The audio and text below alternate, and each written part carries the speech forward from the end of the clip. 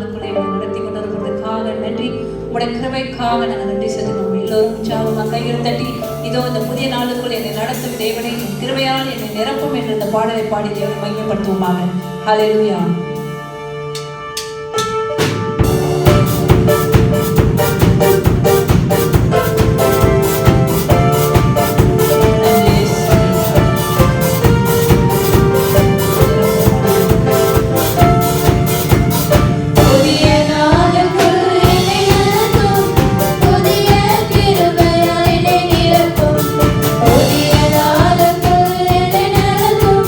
புதிய கிருபையால் என்னை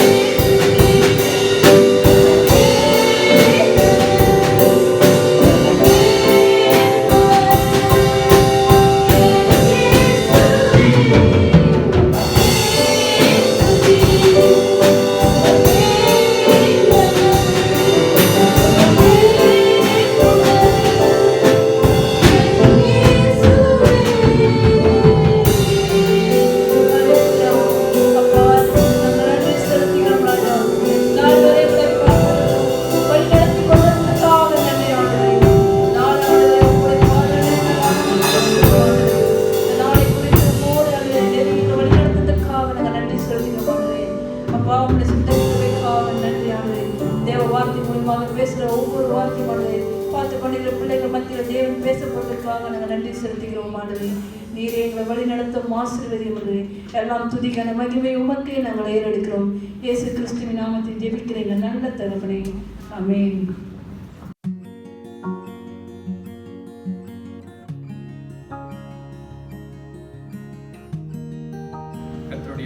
நாமத்துக்கு சோதரம். நன்மை செய்கிற தேவனை கொஞ்ச நேரம் கண்களை மூடி நாம் ஜெபிப்போமாக. நல்ல ஆண்டவரே, நன்றி செலுத்துகிறோம். அருமையான வேலைக்காக சோதரிக்கிறோம். கர்த்தர் நல்லவர், நன்மை செய்கிற தேவனாக இருக்கிறேன். நீர் எங்கள் மீது அதிக அளவற்ற அன்பு வைத்திருக்கிற அப்படின்னால நன்றி. கர்த்தருடைய அன்பின் ஆழம், அகலம், உயரம் எல்லாவற்றிலும் கர்த்தர் இதோ அளவற்ற ரீதியில எங்கள் மீது உடைய அன்பை செலுத்திருக்கிறபடினால நன்றி செலுத்துகிறோம். அருமையான வாரத்தின் முதல் நாள் ஆராதனையும் கூட உடைய சமூகத்தில் நாங்கள் எல்லாரும் கூடி வந்திருக்கிறபடினால நன்றி செலுத்துகிறோம். எங்களோடு கூட இடைப்படும் கர்த்தர் தாமே எங்களை இந்த நாளிலும் கூட எங்களோடு கூட இடைப்பட்டு எங்களுக்கு தேவையான எல்லா ஆவிக்குரிய பொக்கிஷங்களையும் ஆண்டவரை கொடுத்து இந்த நாளிலும் நாங்கள் எதிர்நோக்குகிற எத்தனை விதமான சூழ்நிலையின் மத்தியிலும் கர்த்தர் எங்களை ஏதோ நல்ல பாதுகாப்பாக அரணாக இருந்து எங்களை நடத்தி செல்லும்படியாக ஜெபிக்கிறோம். எங்களை தாழ்த்துகிறோம் ஆண்டவரே. எங்களை முற்றிலுமாக சமூகத்தில் ஒப்புக் கொடுக்கிறோம். கர்த்தர் நீர் எங்களுக்கு சொல்ல வேண்டிய காரியங்களை, கற்றுக் கொடுக்க வேண்டிய காரியங்களை இந்த நாளிலும் எங்களுக்கு போதிக்கும்படியாக ஜெபிக்கிறோம். துதிகர மகிமையெல்லாம் உமக்கு செலுத்துகிறோம். கர்த்தராகிய இயேசு கிறிஸ்துவின் நாமத்தினாலே நன்றி செலுத்தி ஜெபிக்கிறோம். ஜீவனுள்ள நல்ல பிதாவே, ஆமென், ஆமென். கர்த்தருடைய பரிசுத்த நாமத்துக்கு ஸ்தோத்திரம். பிரியமானவர்களே, இந்த நாளில் கூட கர்த்தருடைய வார்த்தையை கேட்கும்படியாக கூடி வந்திருக்கிற, வீடுகளிலிருந்து தொடர்ந்து ஆராதனையிலே நாம் கலந்து கொண்டிருக்கிற கர்த்தருடைய பிள்ளைகள் ஒவ்வொருத்தரையும் தேவன் தாமே இந்த நாளிலும் கூட ஆசீர்வதித்து பிறகு செய்யும்படியாக அந்த வேளையிலே நாம் கர்த்தருக்கு நன்றி செலுத்துவோமாக. தொடர்ந்து கர்த்தருடைய வார்த்தை கேட்போம். நாம் கடந்த வாரத்திலே உள்ள பிரசங்கத்தின் தொடர்ச்சியாக இந்த வாரத்திலே நாம் பார்ப்போம் என்று சொல்லியிருந்தோம். அது நிமித்தமாக இந்த நாளிலும் கூட நாம் தொடர்ந்து கர்த்தருடைய வார்த்தையை பார்ப்போமாக. கடந்த வாரத்திலே ஆபக்குக் 2ஆம் அதிகாரம் 14ஆம் வசனத்திலே நாம் படித்தோம். ஆபக்குக் 2ஆம் அதிகாரம் 4வது வசனம். ஆபக்குக் chapter 2 verse 4. The righteous will live by his faith. நீதிமான் தன் விசுவாசத்தினாலே பிழைப்பான் என்று சொல்லி இந்த வார்த்தையை நாம் வாசித்தோம். அதிலிருந்து நாம் ஆண்டவருக்குள்ளாக நீதியை குறித்தும் தேவனுடைய நீதி என்னவென்று சொல்லி பார்த்தோம். நீதிமான் என்ற ஆண்டவருடைய சமூகத்தில் ஆண்டவருடைய பார்வையிலே நீதிமான் என்பதனுடைய அர்த்தத்தை நாம் பார்த்தோம். அது மாத்திரமல்ல, நீதிமான் எப்படி பிழைப்பான், விசுவாசம் என்கிற முக்கியமான அந்த ஆவிக்குரிய அர்த்தங்களை நாம் கண்டு கொண்டோம். இன்னும் தொடர்ந்து கூட விசுவாசமாகிய அப்படிப்பட்ட இந்த ஆவிக்குரிய காரியத்தை நாம் எந்தெந்த விருதிலே ஆண்டவர் நமக்கு பலனாக கொடுக்கிறார் என்று சொல்லி பார்த்தோம். தொடர்ந்து பிரியமானவர்களை, இன்றைக்கும் கூட வசனத்தின் பிரகாரம் தன் விசுவாசத்தினாலே நீதிமான் பிழைப்பான் என்ற இந்த வார்த்தையின் இன்னும் இதற்கு மேலாக ஆண்டவருடைய அந்த இன்னும் சில காரியங்களை நாம் பார்ப்போமாக. இன்றைக்கு தியானிக்கிற வேளையில பிரியமானவர்களே, இந்த விசுவாசத்தினுடைய அளவு பெரியதாக இருக்கிறது என்று சொல்லி பார்த்தோம். நம்முடைய விசுவாச வாழ்க்கையிலே, நம்முடைய கிறிஸ்துவ வாழ்க்கையிலே விசுவாசம் என்ற இந்த அடிப்படை காரியத்தை நாம் இன்னும் அதிகமாக கற்றுக்கொள்ள வேண்டியதாக இருக்கிறது. நம்முடைய விசுவாசம் ஒரு நிறைவிலே ஒரு பகுதியாக முடிகிறது என்று யோசிக்க வேண்டாம். நம்முடைய விசுவாசத்தின் அளவு நாம் அடைந்து விட்டோம் என்று சொல்லி யோசிப்பதற்கும் ஒன்றுமில்லை. நம்முடைய விசுவாசத்தின் எல்லை அது ஒவ்வொரு நாளும் பெருகி கொண்டே இருக்கிறதாக பார்க்கிறோம். நம்முடைய விசுவாசம் அது ஆண்டவரை நாம் போய் சந்திக்கிற வரைக்கும் அதனுடைய அளவு பெரியதாக இருக்கிறது என்று சொல்லி பார்க்கிறோம். வசனம் சொல்லுகிறது தன் விசுவாசத்தினாலே. அப்போ நாம் எல்லாருக்கும் ஒரு விசுவாச அளவு கொடுக்கப்பட்டிருக்கிறதாக பார்க்கிறோம். நம்முடைய விசுவாசத்தின் அளவு நாம் ஆண்டவருக்குள்ளாக எவ்வளவு உறுதியாக இருக்கிறோம் என்ற அதனுடைய மெஷர்மென்ட் பிரகாரம் இருக்கிறது பிரியமானவர்களே. அதனால சந்தோஷப்பட்டு கர்த்தருக்கு நன்றி செலுத்துவோமாக. யாருடைய விசுவாசத்தையும் நாம் கம்பேர் பண்ண தேவையில்லை. மற்றவர்களுடைய விசுவாசத்தை நம்முடைய விசுவாசத்தையும் வைத்து அளவு பார்ப்பது எந்த விதத்திலும் நமக்கு பிரயோஜனம் இல்லை.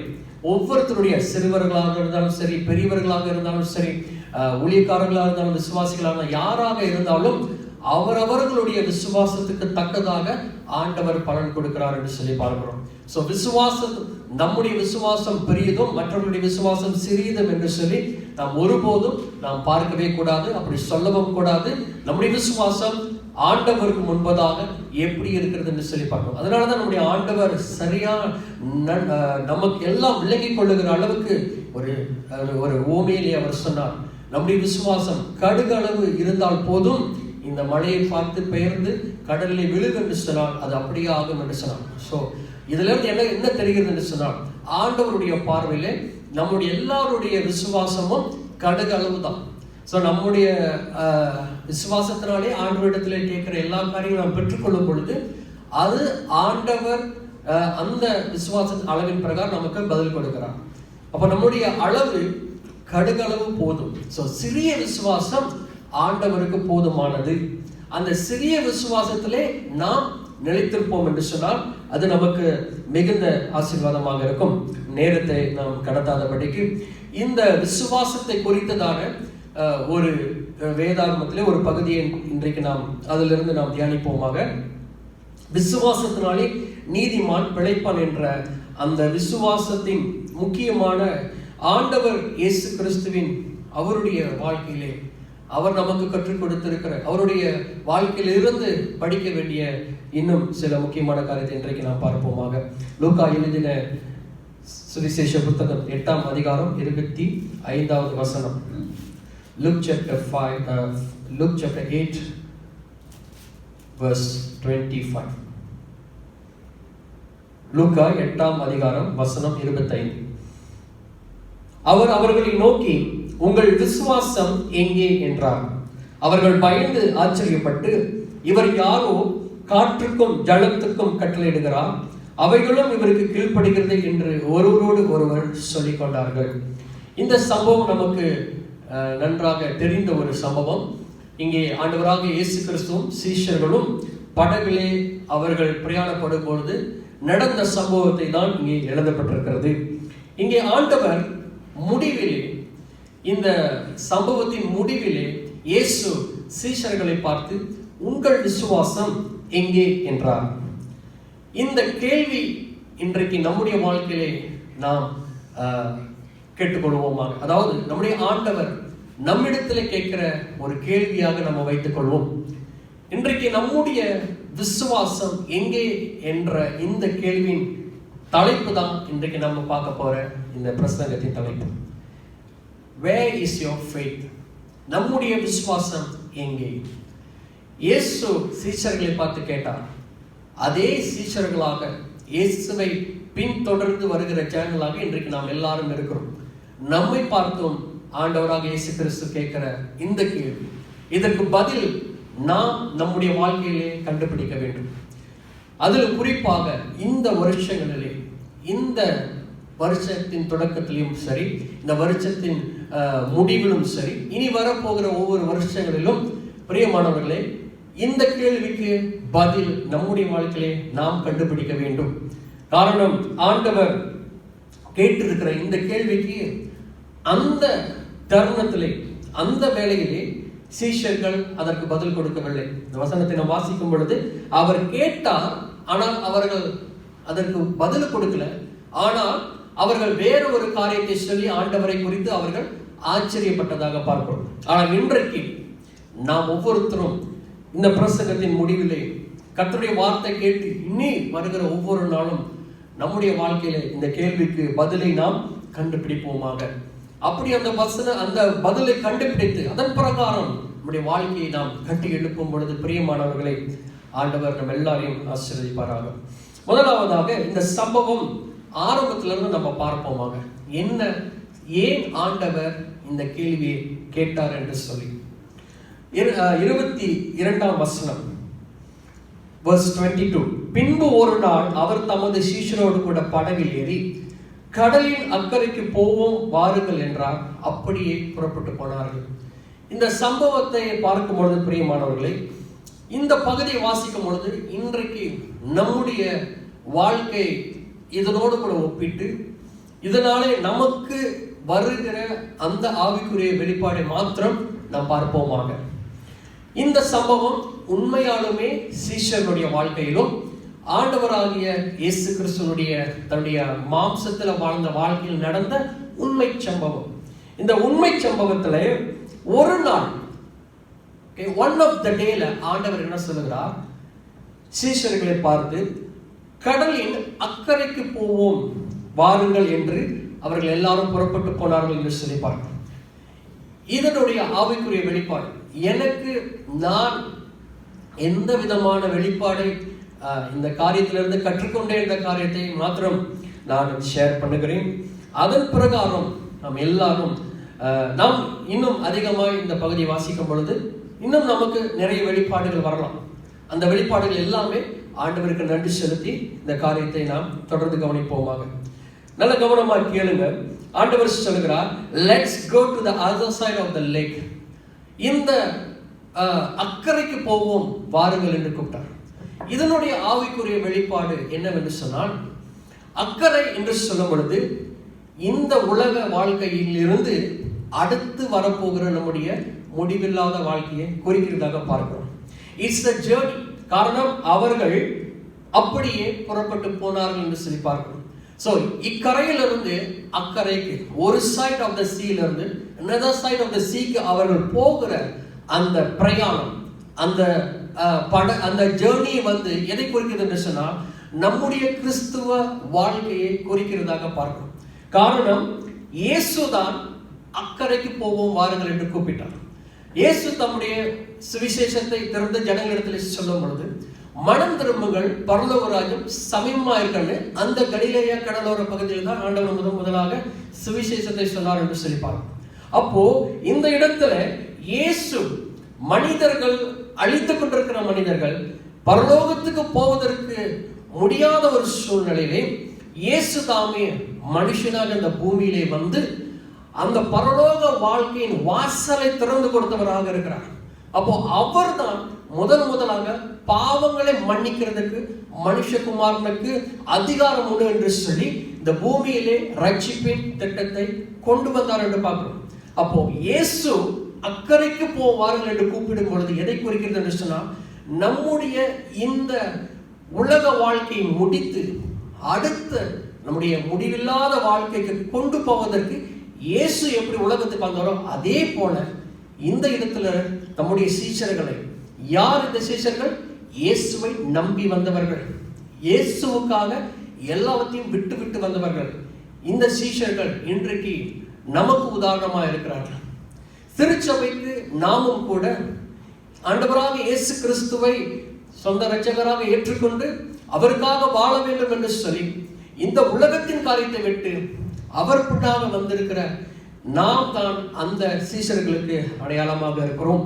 அக்கறைக்கு போவோம் வாருங்கள் என்று சொல்லும் பொழுது அந்த பரலோக வாழ்க்கைக்கு போவதற்கு இயேசு சொன்ன பிரகாரம் இந்த நமக்கு கொடுக்கப்பட்டிருக்கிற இந்த வாழ்க்கையிலே நாம் நம்முடைய பிரயாணத்தை தொடங்கி இருக்கிறோம். இதற்கு முன்பாக அவர்கள் நிறைய காரியங்களை, நிறைய பிரயாணங்கள் செய்திருக்கலாம். ஆனால் இப்போ அவர்கள் செய்வது இயேசுவோட கூட செய்கிற பிரயாணம். நாமும் கூட நிறைய காரியங்களில் ஈடுபட்டிருக்கலாம். நம்முடைய வாழ்க்கையை நம்ம சொந்த விதமாக நம்ம நடத்தி இருக்கலாம். ஆனால் இப்போ நாம் இயேசுவை ஏற்றுக்கொண்டபடியினாலே, சபையின் அங்கத்தினர்களாக இருக்கிறபடியினாலே, நாமும் விசுவாசிகளாக இருக்கிறபடியினாலே, இயேசு கிறிஸ்துவினுடைய சீஷர்களாய் நாமும் அழைக்கப்பட்டிருக்கிறபடியினாலே அவர் சொன்ன பிரகாரம் அக்கறைக்கு போவோம், அந்த பரலோகத்துக்கு போவோம் அப்படி என்று சொல்லும் பொழுது நாமும் இன்றைக்கும் புறப்பட்டு சென்று கொண்டிருக்கிறோம். நாமும் நம்முடைய வாழ்க்கையை நடத்தி கொண்டிருக்கிறோம். இப்போ நம்முடைய வாழ்க்கை இந்த படகுல ஏறி அவர்கள் போகிற இந்த ஒரு பிரயாணத்தை குறிக்கிறது. இரண்டாவது காரியமாக நம்ம பார்க்கிறோம், இந்த ரட்சிப்பை தொடங்கினவர் இயேசு கிறிஸ்து. அவர் சொன்ன பிரகாரம் இன்றைக்கு நாமும் கூட சபையிலே வந்து நம்முடைய ஆராதனை முறைகளை எல்லாம் செலுத்தி கொண்டிருக்கிறோம். இரண்டாவது காரியம் பிரியமானவர்களே, 23வது வசனம், படகு ஓடுகையில் அவர் நித்திரையாய் இருந்தார். While they were sailing, அவர்கள் படகை நடத்தி கொண்டிருக்கிற வேளையிலே ஆண்டவர் he took us a nap அப்படி என்று சொல்லப்பட்டிருக்கிறது. அவர் ஒரு ஷார்ட் வாயில் அஸ்லீப்பா இருந்தார் அப்படி என்று சொல்லப்பட்டிருக்கிறது. இது எதை குறிக்கிறது என்று சொன்னால், நம்முடைய இந்த கிறிஸ்துவ வாழ்க்கையிலே, நம்முடைய இந்த விசுவாச போராட்டத்தில் பிரியமானவர்களே, ஆண்டவர் நம்மோடு கூட இருக்கிறார். ஆனால் சில வேளையிலே அவர் அமைதியா இருக்கிறார் என்று சொல்றார். இப்ப தூங்குகிறார் என்று சொன்னால், அவர் நித்திரையா இருந்தார் என்று சொன்னால், சீஷர்களோடு கூட எந்த ஒரு கம்யூனிகேஷன் இல்லைன்னு அர்த்தம். அவர் பேச அமைதியா இருந்தார் என்பதுக்கு தான் அது அர்த்தமா இருக்கிறது. அவர்கள் படகு ஓடுகையில், அவர்கள் செயிலிங் பண்ணிக்கிட்டு இருக்கிற வேளையிலே இயேசு நித்திரையா இருந்தார். இன்றைக்கு பிரியமானவர்களே, நம்ம அநேக வேளையில் அப்படித்தானே யோசிக்கிறோம். என்ன ஆண்டவர் என்னோடு பேசுகிறது இல்லையே, ஆண்டவர் என்னோடு கூட இடைப்படுகிற மாதிரி எனக்கு ஒன்றும் தெரியலையே, அந்த இன்ஸ்பிரேஷன் எனக்கு ஒன்றும் கிடைக்கலையே, ஆவியானவர் இருக்கிறாரா இல்லையா, வேதத்தை வாசித்தாலும் எனக்கு ஒன்றும் அவ்வளவு வெளிப்பாடு ஒன்றும் இல்லையே அப்படின்னு யோசிக்கிறோமா? அப்படின்னா நம்ம அநேக வேலை நம்ம இருக்கிறோம் பிரியமானவர்களே. ஆனால் வேதம் சொல்கிறது அவர் நம்மோடு கூட தான் இருக்கிறார். ஆனால் அவர் அமைதியா இருக்கிறார். நம்முடைய ஆண்டவர் எல்லா நேரத்திலும் பேசிக் கொண்டிருக்க மாட்டார். அவர் பேசுகிறதுக்கு ஒரு நேரம் உண்டு, அவர் பேசுகிறதை கேட்பதற்கு நமக்கும் ஒரு நேரம் உண்டு. எலியா எவ்வளவு பெரிய தீர்க்கதரிசி, ஓகே, பாகாலின் தீர்க்கதரிசிகளை ஒரே நாளிலே கொன்று போட்ட வல்லமையான ஊழியக்காரர். ஆனால் அவர் பேசும் பொழுது ஆண்டவர் பேசாமல் இருந்தார் என்று சொல்லி பார்க்கணும். அவர் ஆண்டவரிடத்தில் எதிர்பார்த்தார், ஆண்டவரே என்னிடத்துல பேசுங்க அப்படின்னு சொல்லி. ஆண்டவர் பேசினாரா? இல்லை. பெரிய இடி முழக்கங்கள் வந்தது, அப்பயும் ஆண்டவர் பேசவில்லை. கடைசியாக ஒரு மெல்லிய காற்றின் சத்தத்துல தான் ஆண்டவர் பேசினதாக பார்க்கணும். அப்போ நம்முடைய ஆண்டவர் எப்பொழுதும் பேச மாட்டார். மோசேயை எடுத்துக்கொள்வோம். மோசேயின் கூட அவர் முகமுகமாய் பேசின தேவனாக இருக்கிறார். அவர் ஆண்டவரே நமக்கு சாட்சி கொடுக்கிறார், நான் மோசே உங்களை போலல்ல, நான் அவனோடு முகமுகமாய் பேசுகிறேன் என்று. சோ ஊழியக்காரர்கள் கூட ஆண்டவர் அவருடைய மகிமை வெளிப்படுத்துகிற விதம் வேற வேறாக இருக்கிறது. ஆரோன் அவர் பிரதான ஆசாரி. முதலாக இந்த பூமியிலே ஆண்டவருக்கு வெளிப்படுத்தப்பட்ட அந்த ஆசாரியத்துவம் செய்வதற்கு ஆரோன் முதலாக அழைக்கப்பட்டார். பெரிய மோசே பேச முடியவில்லை, ஆரோன் அவருக்கு வாயாக இருந்து பேசினார் என்று சொல்லி பார்க்கிறோம். ஆண்டவர் உங்களோடு கூட நான் பேசுகிறேன் தான், ஆனால் மோசேயின் இடத்துல பேசுகிறது போல இல்லை அப்படின்னு சொல்றார். அப்படின்னா நம்முடைய ஆண்டவர் அவர் பேசும் பொழுது அவர் பேசுவார். அவர் பேசாமல் இருப்பதற்கும் காலங்களும் நேரங்களும் உண்டு. நம்முடைய வாழ்க்கையும் அப்படிதான் பிரியமானவர்களே. நம்முடைய ஆண்டவர் எப்பொழுதும் நம்மகிட்ட பேசிட்டு இருக்கிறார், நம்ம யோசிக்க வேண்டாம். அதற்காகத்தான் அவர் இந்த வேதத்தை நமக்கு கொடுத்திருக்கிறார். இந்த வேதத்தை திறந்து படிக்கும் பொழுது அவர் சொல்லப்பட்டிருக்கிற எழுதப்பட்டிருக்கிற ஒவ்வொரு வார்த்தைகளும் அவர் நம்ம இடத்துல பேசுகிற வார்த்தைகள் தான். ஆனால் அதை நம்ம அப்படி எடுக்க மாட்டோம். ஏன்னா நமக்கு தேவையா இருக்கிற சூழ்நிலைகளுக்கு ஏற்ற ஒரு வாக்குத்தத்த வசனம் வந்தால் மாத்திரம் ஆண்டவர் என்னோடு பேசினார் என்று சொல்லுகிறோம். ஆனால் வேதம் அப்படி நமக்கு குறிப்பிடவில்லை. ஆண்டவர் சொல்லி இருக்கிற உதாரணத்துக்கு இந்த முதலே ஒரு வார்த்தை வாசித்தோம் 22வது வசனத்துல, பின்பு ஒரு நாள். இப்ப நம்ம என்ன நினைப்போம், கடலின் அக்கறைக்கு போவோம் வாருங்கள் என்று சொன்னதுதான் இயேசு நம்ம கிட்ட பேசினாரு அப்படின்னு நம்ம நினைப்போம். ஆனா வேதத்தின் பிரகாரம் பின்பு ஒரு நாள் என்று ஸ்டார்ட் பண்ற அந்த வார்த்தையே ஆண்டவர் பேசுனதுதான். சோ எல்லா சம்பவங்களும் ஒவ்வொரு வார்த்தையும் ஆண்டவர் பேசின வார்த்தைகள்.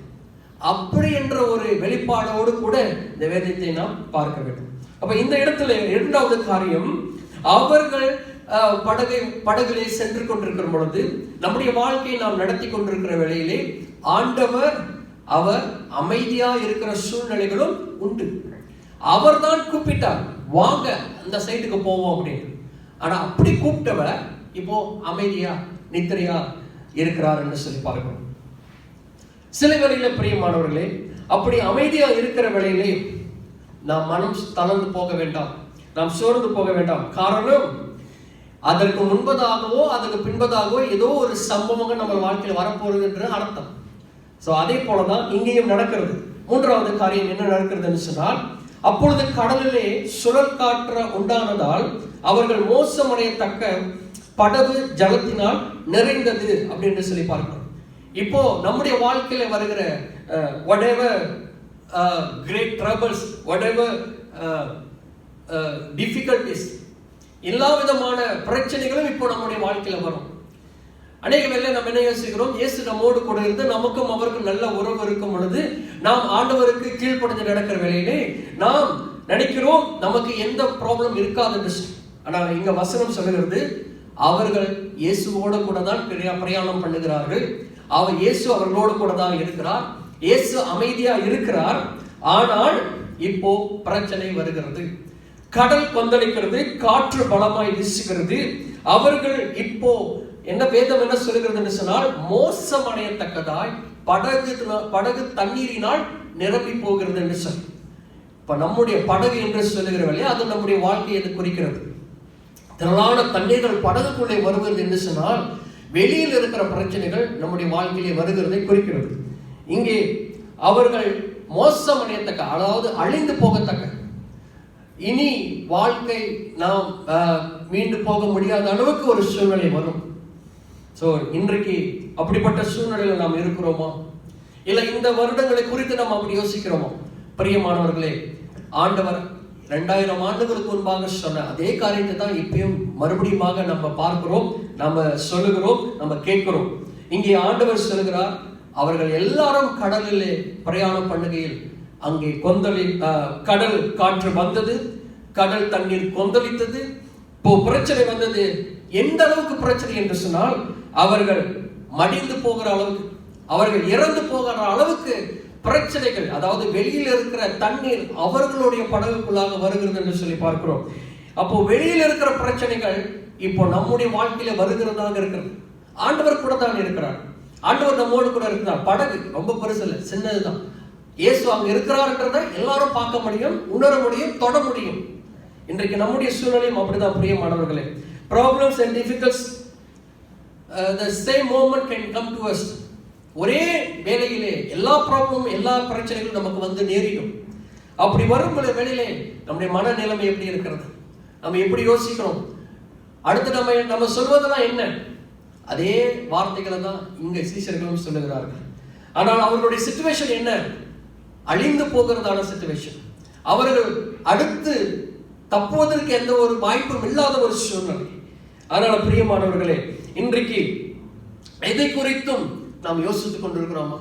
இந்த வருடத்தின் காரியங்களே. அதனாலதான் நம்ம வசனத்தை பார்த்தோம், தன்னுடைய விசுவாசத்தினாலே நீதிமான் பிழைப்பான் என்று சொல்லி. அப்போ தன்னுடைய விசுவாசம் என்கிற அந்த காரியத்தை தான் இன்றைக்கு நம்ம இன்னும் அதிகமாக சென்று இந்த சம்பவத்தோடு கூட ஒப்பிட்டு பார்க்கிறோம். இப்போ அவரோடு கூட வந்த ஒவ்வொரு சீஷர்களும் இப்படிப்பட்ட கஷ்டத்தை எதிர்நோக்குகிறார்கள். தப்பிச் செல்வதற்கு வழி இல்லை. தண்ணீர்ல மாட்டிக்கொண்டாவே பெரிய கஷ்டம். அந்த தண்ணீருக்கு மேலாக இப்போ காற்றும் அலைகளும் கொந்தளிக்கிறது. எப்படியா இருந்தாலும் மரணம் நிச்சயம். தப்பி போவதற்கு எந்த வழியும் இல்லை, சுற்றி வேற படகும் இல்லை. இருக்கிற ஒரே ஒரு உதவி இயேசு மாத்திரம்தான். இருக்கிற ஒரே ஒரு நம்பிக்கை இயேசு மாத்திரம்தான். இப்போ அப்படிப்பட்ட சூழ்நிலையில தான் இந்த சீஷர்கள் தள்ளப்பட்டிருக்கிறார்கள். இன்றைக்கு நாமும் அப்படிப்பட்ட ஒரு சூழ்நிலையில இருக்கலாம். இனி வரலாம், இப்படிப்பட்ட சூழ்நிலை வந்தே ஆகும். அதை நாம் அவாய்ட் பண்ண முடியாது. அதுக்காக நம்ம வேற ஒரு வழியை தேர்ந்தெடுக்க முடியாது. காரணம், இயேசு சொன்னார், அக்கறைக்கு வாருங்கள் என்று சொல்லி படகின் மூலம் அந்த கடலை தாண்டி போகிறதான சூழ்நிலை தான். இஸ்ரவேல் ஜனங்களுக்கும் அதே சூழ்நிலை தான். முன்பாக செங்கடல், பின்னாக பார்வோன் சேனை. அவர்கள் வேறு விதமாய் போயிருக்கலாம், ஆண்டவர் கொண்டு போயிருக்க முடியும். எத்தனையோ விதமான வழிகள் உண்டு. ஆனால் ஆண்டவர் பர்பஸ்லி அந்த செங்கடல் பிளக்க வேண்டிய அந்த இடத்துக்கு தான் ஆண்டவர் கொண்டு வருகிறார். ஏன்? இது ஆண்டவருடைய மகா பெரும் திட்டம். பிரியமானவர்களே, ஆண்டவராக இயேசு கிறிஸ்து நினைத்திருந்தால் உலகத்துக்கு வராமலே இந்த பாவங்களை எல்லாம் மன்னிப்பதற்கு அவர்கள் 1000 வழிகள் உண்டு. இந்த உலகத்துல வந்து அவர் பாடு அனுபவிக்காமலே மனிதனை ரட்சிப்பதற்கு அவருக்கு நிறைய வழிகள் இருந்திருக்கும். ஆனால் அவர் நீதியின் தேவனாய் இருக்கிறபடியினால பாவத்தின் சம்பளம் மரணம், அதை மரணத்தினால் மாத்திரமே நிறைவு செய்ய முடியும் என்ற அந்த ஒரு கஷ்டமான வழியை தான் தேர்ந்தெடுத்தபடினாலே அவர் இந்த பூமியிலே வந்து நமக்காய் பாட அனுபவித்தார். பிரியமானவர்களே, இப்படி அநேக வழிகள் இருக்கலாம் என்று வெளியில நிறைய பேர் சொல்லலாம். ஆனால் இயேசு நமக்கு ஒரே வழிதான். காரணம், அவர்தான் வழி, அவர்தான் சத்தியம், அவர்தான் ஜீவன். அதனாலதான் அவர் அவருடைய வழியை நமக்கு காண்பித்தார். அந்த வழி என்னவென்று சொன்னால், கடல் காற்று, எதிர்காற்று, அலை, அதிகமான கடல் கொந்தளிப்பு, இப்படிப்பட்ட பிரச்சனை உள்ள வழியிலே கொண்டு போய் நம்மை அதிக பரிசுத்தவான்களாய் மாற்றுகிறது தான் நம்முடைய ஆண்டவராக இயேசு கிறிஸ்துவினுடைய பிரதான காரியமா இருக்கிறது. அதுதான் பேதுரு சொல்லுகிறார், நம்முடைய விசுவாசமாகிய பொன் எப்படி அது அதிக விதமாய் புடமிக்கப்பட்டு நல்ல பொன்னாய் மாறுகிறது போல நம்முடைய விசுவாசம் பொன்னை போல புடமிட வேண்டும் என்று சொல்லப்பட்டிருக்கிறது. அப்போ நம்முடைய விசுவாசமானது அது இருப்பது எல்லாருக்கும் இருக்கிற ஒரு காரியம்தான். ஆனால் அது இன்னும் பியூரிஃபை பண்ணப்பட வேண்டும், இன்னும் அது அதிக அளவிலே சோதிக்கப்பட்டு நல்ல பசு பொன்னாய் காணப்பட வேண்டும் என்று சொல்லி வேதம் சொல்லியிருக்கு. இப்போ மூன்றாவது காரியம் பிரியமானவர்களே, எக்ஸ்பீரியன்சிங் தி கிரேட் விண்ட் ஸ்டார்ம் நம்முடைய வாழ்க்கையில வரும். அது இந்த நாட்களிலே வரும், அது இந்த வருடங்களிலே வரும். பிரியமானவர்களே, இன்னும் வருகிற வருடங்களில் வரலாம். ஆனால் பிரச்சனைகளை கண்டு இப்போ நம்ம என்ன செய்ய போகிறோம் என்பதுதான் முக்கியம். காரணம், இயேசு நம்மோடு கூட இருக்கிறார், இயேசு நம்முடைய பிரயாணத்துல தான் இருக்கிறார். ஆனால் இயேசு அமைதியா இருக்கிறார். ஆனால் நம்முடைய பிரச்சனைகள் இப்போ நம்முடைய ஆப்டிமம் லெவல்ல இருக்குது, கடைசி லெவல்ல வந்து இருக்கு.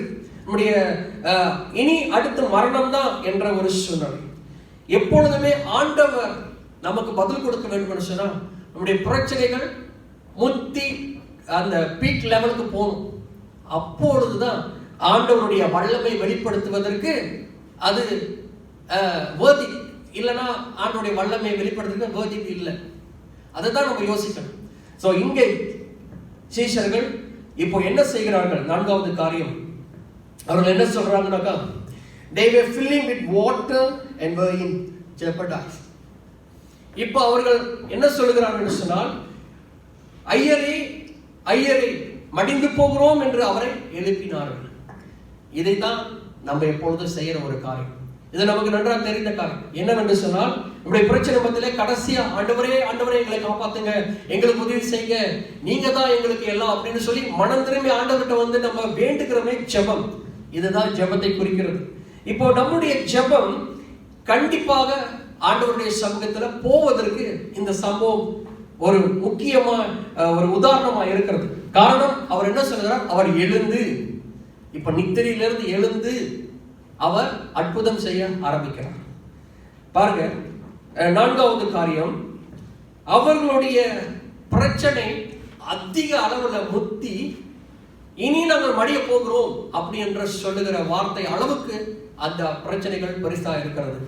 அப்ப நம்முடைய சூழ்நிலை ஒருவேளை அது இன்னும் அதிகரிக்கலாம், நம்முடைய பிரச்சனைகள் இன்னும் பெரிதாகலாம், அது இந்த வருடங்களில் நடக்கலாம்.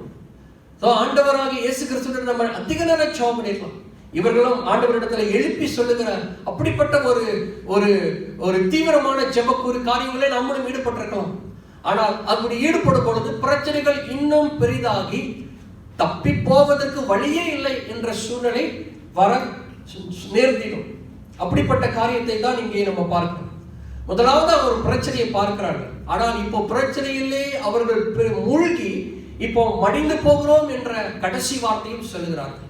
அப்படிப்பட்ட கஷ்டமான சூழ்நிலைகள் நமக்கு வரலாம் பிரியமானவர்களே. காரணம், இந்த கிறிஸ்துவுக்காக வாழ்கிற இந்த வாழ்க்கையை எப்படியாவது கெடுக்க வேண்டும், எப்படியாவது தடுக்க வேண்டும் என்று பிரச்சனைகளை கொண்டு வருவதற்கு தான் நம்முடைய எதிராளியாக பிசாசானவன் இருக்கிறான்.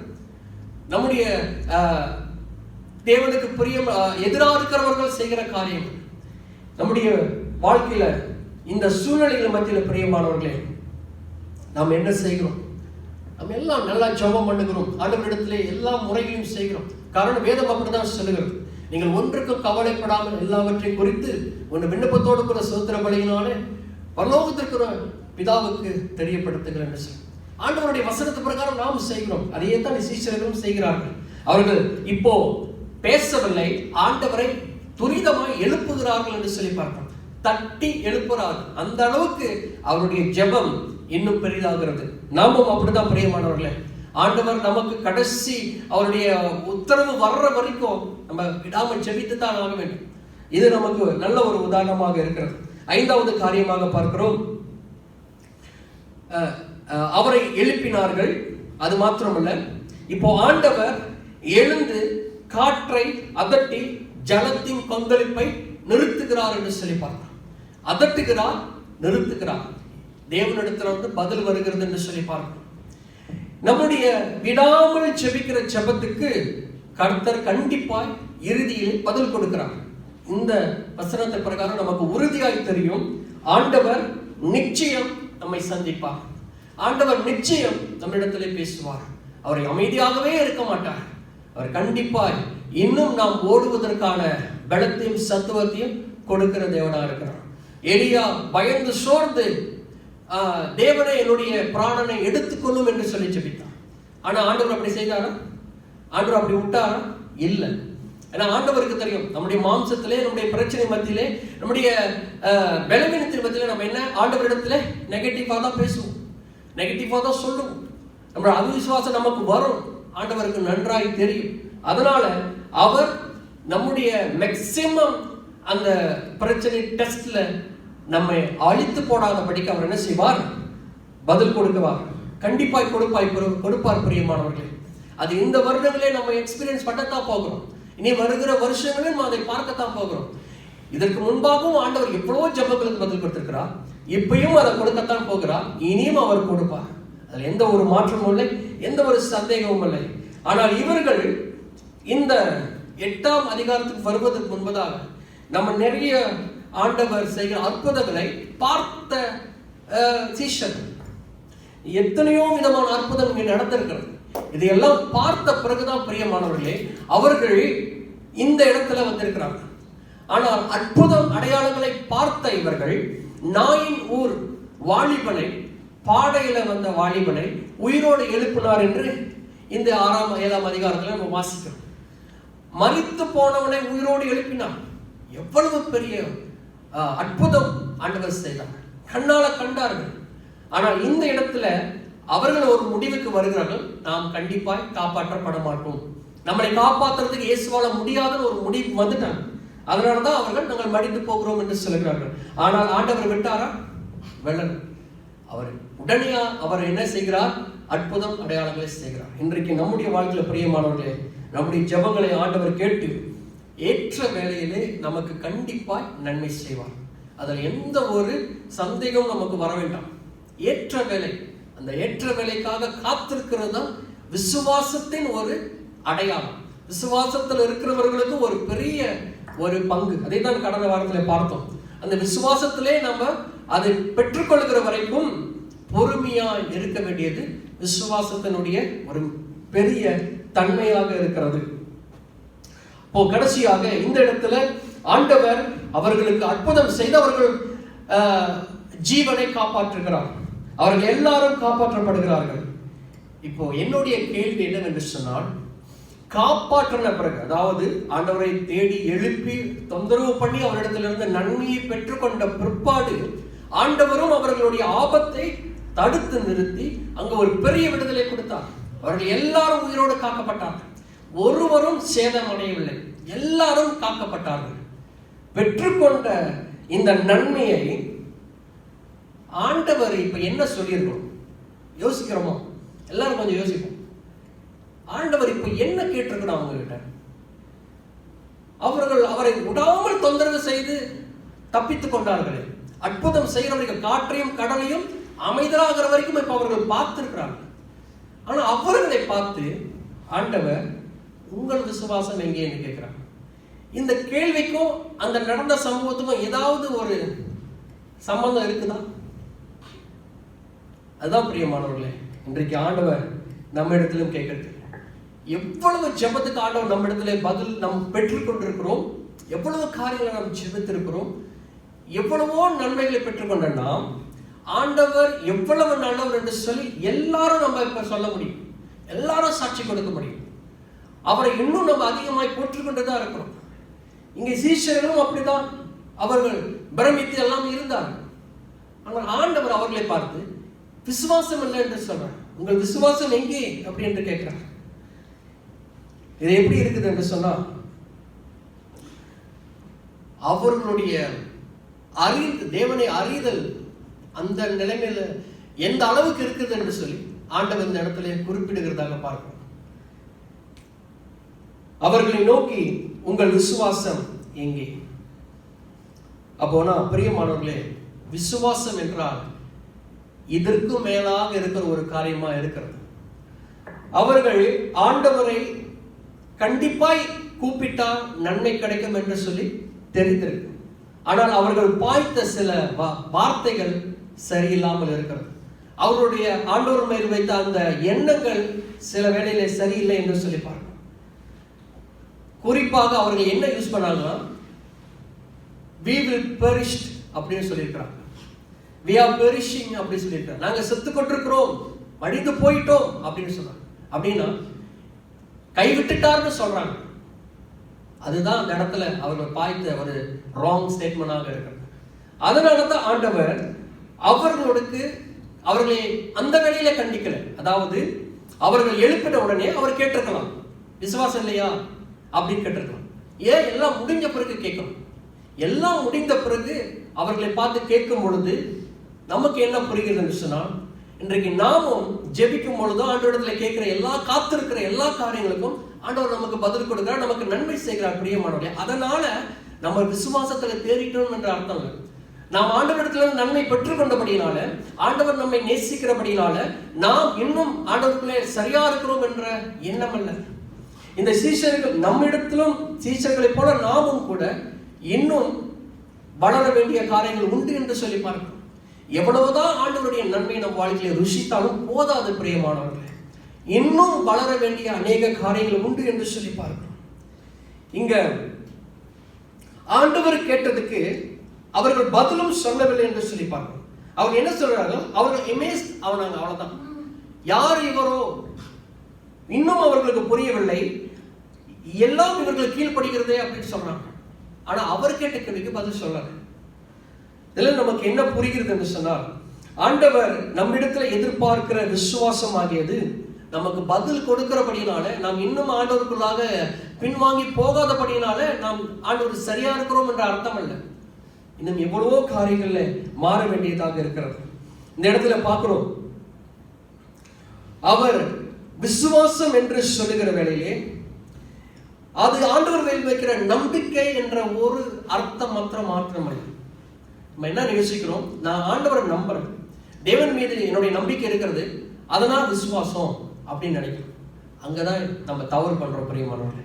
விசுவாசம் என்றது அது தேவன் மேல வைக்கிற நம்பிக்கை மாத்திரமல்ல, அது தேவன் மேல் வைக்கிற கன மரியாதை, தேவனுக்காக நாம் காட்டுகிற பக்தி வைராக்கியம், தேவனுக்காக நாம் காட்டுகிற நம்முடைய உண்மைத்துவம், ஃபெய்த்ஃபுல்னஸ், நம்முடைய ஜீல், நம்முடைய எந்த அளவுக்கு ஆண்டவரை ஹானர் பண்ணுகிறோம், எந்த அளவுக்கு ஆண்டவருக்கு நம்ம மகிமை செலுத்துகிறோம், எல்லாமே விசுவாசத்துக்குள்ளதான் வருகிறது.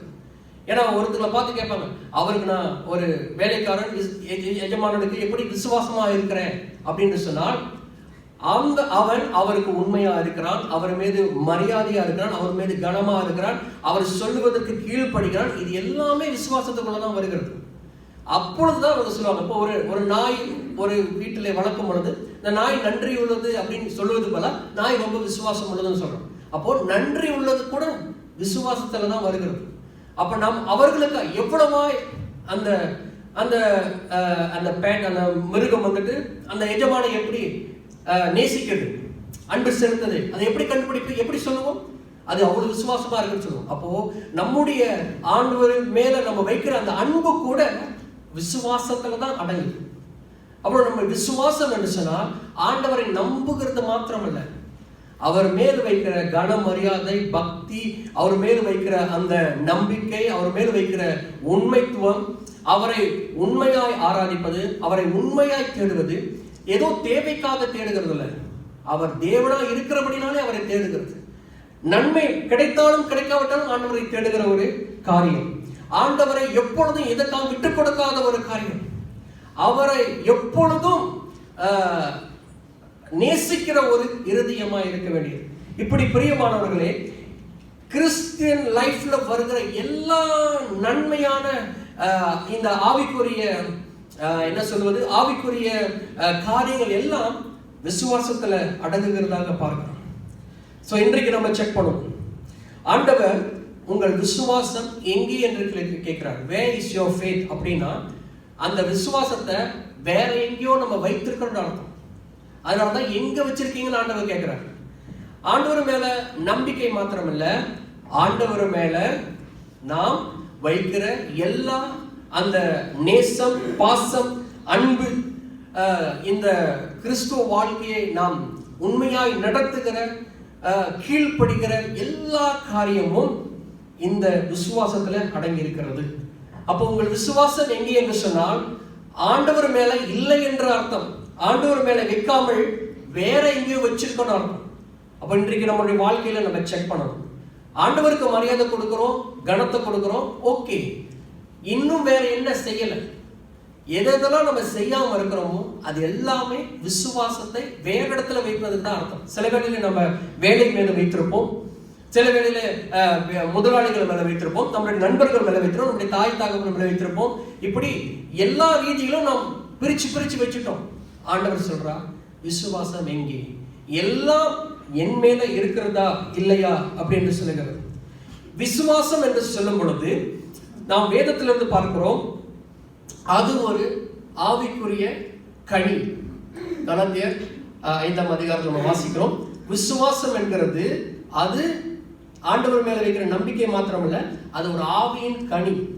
அது நமக்குள்ளாக இருந்து வெளிப்படுகிறது. அப்போ கனி என்று சொன்னால் அது அன்பை போல விசுவாசமும் ஒரு கனியாக இருக்கிறது. அப்போ நாம் ஆண்டவர் மேல வைக்கிற அந்த நம்பிக்கை மாத்திரமல்ல, அது நமக்குள்ள இருந்து வெளிப்படுகிற கனியையும் குறிக்கிறது. அது நம்முடைய எபிலிட்டியை குறிக்கிறது, நம்முடைய திறமைகளை குறிக்கிறது. எல்லாமே விசுவாசம் தான். நம்முடைய திறமைகள், நம்முடைய ஆவிக்குரிய நம்முடைய வளர்ச்சியிலிருந்து ஆவிக்குரிய நம்முடைய பலன்கள். அதே வேளையில விசுவாசம் என்கிறது ஒரு ஆவிக்குரிய கிஃப்ட் என்று சொல்லி பார்க்கணும். அப்போ நம்முடைய ஆவிக்குரிய வரமா இருந்தாலும் சரி, ஆவிக்குரிய கனியாக இருந்தாலும் சரி, நம்முடைய கேரக்டரா இருந்தாலும் சரி, ஏன்னா உண்மைத்துவம், அன்பு செலுத்துதல், கீழ்ப்படிதல் எல்லாமே நம்முடைய கேரக்டர். அப்ப இந்த ஆவிக்குரிய கேரக்டர்ஸ் எல்லாமே விசுவாசத்தின் கீழே வருகிறது என்று சொல்லுவார். இதனாலதான் பிரியமானவர்களே, உங்கள் விசுவாசம் எங்கே என்று ஆண்டவர் கேட்டார். ஏன்னா கூட வந்தவங்க எல்லாருமே விசுவாசத்துல அவர்கள் ஒரே லெவல்ல ஒரே ரீதியில இல்லை என்று சொல்லி பார்க்கிறோம். அவர்கள் என்ன சொல்லுகிறார்கள், நிறைய பேர் இருந்தார்கள், 12 பேரும் இருந்தார்கள். ஆனால் அவர்கள் கூட எல்லாம் வேற வேற மைண்ட் செட்டில் இருந்தாங்க. இன்னைக்கு திருச்சபையில வந்திருக்கிற நாமும் கூட வேற வேற அண்டர்ஸ்டாண்டிங்ல மைண்ட் செட்டில் இருப்போம் என்று சொன்னால் ஆண்டவர் நம்ம இடத்துல கேட்கிற இந்த கேள்விக்கு நாம் பதில் கொடுக்க வேண்டியதா இருக்கு. இன்றைக்கு ஒப்பு கொடுப்போமாக, சொல்லுவோம் ஆண்டவர் இடத்துல, ஆண்டவரே எங்களுடைய விசுவாசம் என்கிற இவ்வளவு ஆவிக்குரிய எங்களுடைய ஆண்டவருடைய பங்கை நாங்கள் செலுத்தாமல் இருப்போம் என்று சொன்னால் இன்றைக்கு எங்களுக்கு உதவி செய்யும் ஆண்டவரே. நம்ம ஆண்டவரிடத்துல செலுத்துகிற கனமரியாதை விசுவாசத்தை குறிக்கிறது. நம்ம ஆண்டவரிடத்துல வைக்கிற நம்பிக்கை, முழு நம்ம நிச்சயம் எல்லாவற்றையுமே விசுவாசத்திலே அடங்குகிறது. நம்ம ஆண்டவருக்கு செலுத்துகிற நம்முடைய அன்பை மாத்திரமல்ல, நம்முடைய பக்தி வைராக்கியம் மாத்திரமல்ல, நம்முடைய இந்த கீழ்ப்படிதலாக இருக்கிற நம்மை ஒழுக்கப்படுத்துகிற நல் ஒழுக்கங்கள் கூட விசுவாசத்தை தான் குறிக்கிறதாக இருக்கிறது. நம்முடைய சாட்சியுள்ள வாழ்க்கை பிரியமானவர்களே, அது விசுவாசத்தை தான் குறிக்கிறது. இன்றைக்கு நாம் சாட்சி சொல்லுகிறோம், ஆண்டவருக்கு நாங்கள் சாட்சியா இருக்கிறோம், ஆனா அதுவும் விசுவாசத்தை தான் குறிக்கிறது. காரணம் வசனம் சொல்லுகிறது, ரோமர் 14:23 ரோமன் சாப்டர் 40 verse 23. ரோமர் 14:23, விசுவாசத்தினாலே வராதது யாவுமே பாவம். அப்ப இன்றைக்கு பிரியமானவர்களே, விசுவாசம் இல்லாமல் எந்த ஒரு காரியத்தில் நாம் ஈடுபட்டாலும் கூட அது ஒருவித பாவத்தில தான் முடிகிறது என்று சொல்லி பார்க்கிறோம். அதனாலதான் ஆண்டவர் உங்களுடைய விசுவாசம் எங்கே என்று கேட்டார். இன்றைக்கு விசுவாசத்துல அடங்கி இருக்கிற இவ்வளவு பெரிதான ஒவ்வொரு தனிப்பட்ட காரியங்களையும் நம்முடைய ஆவிக்குரிய கனி, நம்முடைய ஆவிக்குரிய வரம், நம்முடைய ஆவிக்குரிய எல்லா திறமைகளும் எபிலிட்டிஸும் எல்லாம் விசுவாசமா இருக்கிறபடினால இன்றைக்கு அவைகள் எல்லாவற்றையும் நம்ம ஆண்டவரிடத்திலே மாற்ற வேண்டும், கொண்டு வர வேண்டும்.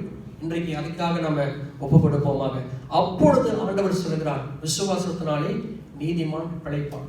இந்த காரியங்கள் எல்லாம் தேவன் மீது வரும் பொழுது நாம் அதனாலே பிழைப்போம். காரணம், தேவனுடைய நீதி நமக்குள்ளாக வெளிப்படுகிறதாக பார்க்கிறோம். அப்படி வெளிப்படும் பொழுது நாம் நீதிமான்கள் என்று சொல்லப்படுகிறது. இதை ஆபுக்கு கண்டு கொண்டார். இதை ஆபுக்கு தன் வாழ்க்கையிலே செய்தார். பிரியமானவர்களே, நாமும் இந்த வருஷங்களை செய்வோம். அதன் பிரகாரம் கர்த்தர் நம்மை ஆசீர்வதிப்பாராக. நம்ம எல்லாரும் கண்களை மூடி ஜெபம் பண்ணுவோமாக.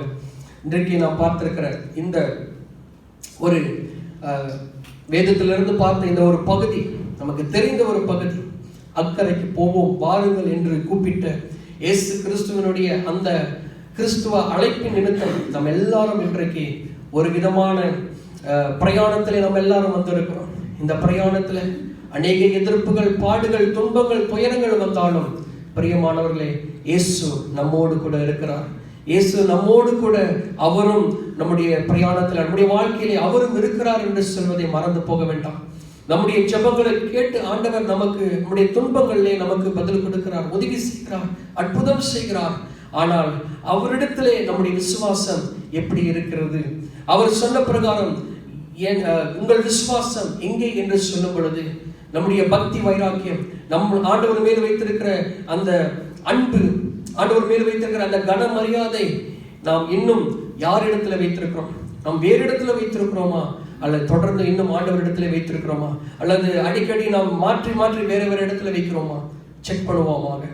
நம்ம ஆராய்ந்து பார்ப்போம். பிரியமானவர்களே, விசுவாசம் என்றால் எல்லாமே நம்முடைய கிறிஸ்துவ வாழ்க்கையிலே செயல்படுகிற எல்லா காரியங்களும், ஆவிக்குரிய வரமாய் இருந்தாலும், ஆவிக்குரிய கனியாக இருந்தாலும், நம்முடைய எல்லா கேரக்டராக இருந்தாலும், எல்லா நம்முடைய எபிலிட்டிஸா இருந்தாலும், திறமைகளா இருந்தாலும், எல்லாமே ஆண்டவருடைய பார்வையிலே விசுவாசமா இருக்கிறது. அதை இன்றைக்கு நாம் யோசித்து செயல்படுவோமாக.